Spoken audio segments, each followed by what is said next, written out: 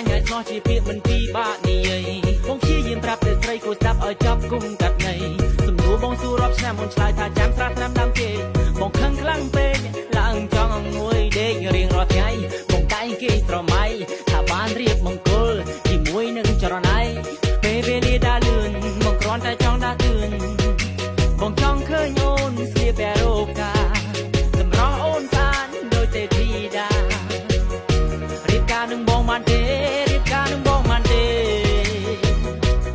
baby